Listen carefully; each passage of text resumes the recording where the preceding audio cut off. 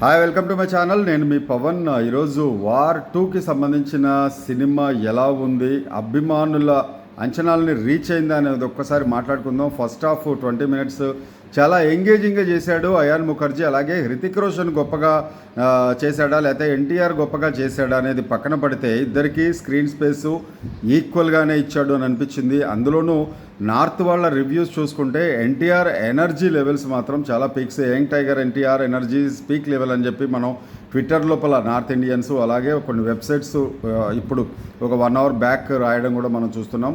కరెక్ట్గా ఒక half an hour అయింది నేను ఈ వీడియో చేసే టైంకి. మూవీ చూసి వెంటనే నేను మూవీ రివ్యూ చేయకుండా ఉండలేకపోతున్నాడు. ఒక సాంగ్లో అయితే పూర్తిగా ఆ పాట రివీల్ చేయకుండా చేయటం అనేది చాలా గొప్పగా గ్రేట్గా అనిపించింది. ఎందుకంటే అది బిగ్ స్క్రీన్ మీద మాత్రమే ఇద్దరు కెమిస్ట్రీ చూడాలి. హృతిక్ అండ్ ఎన్టీఆర్ పోటాపోటీగా డ్యాన్స్ చేశారు. ఎవరు ఎక్కువ ఎవరు తక్కువ కాదు.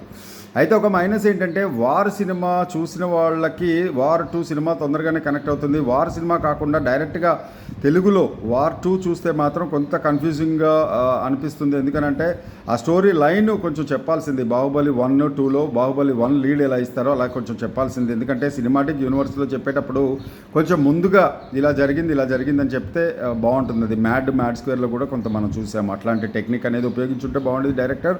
అలాగే ఇక యాక్షన్ సీక్వెన్సెస్ ఇష్టపడే వాళ్ళకి ఈ వార్ 2 బ్రహ్మాండమైన ఫీస్ట్ అందించబోతుంది.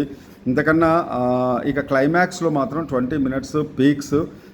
20 మినిట్స్ తర్వాత కూడా మీరు ట్విస్ట్లు అవి రివీల్ చేయకండి అన్నారు. గొప్ప ట్విస్ట్లు ఏం లేవు కానీ ఓకే, మనం అయితే ఎంజాయ్ చేయొచ్చు సినిమా ఓవరాల్గా. టైటిల్స్ తర్వాత మాత్రం మీకు ఒక బిగ్ సర్ప్రైజ్ అనేది ఖచ్చితంగా ఉంటుంది. అది ఒక చిన్న హింట్ ఇస్తాను.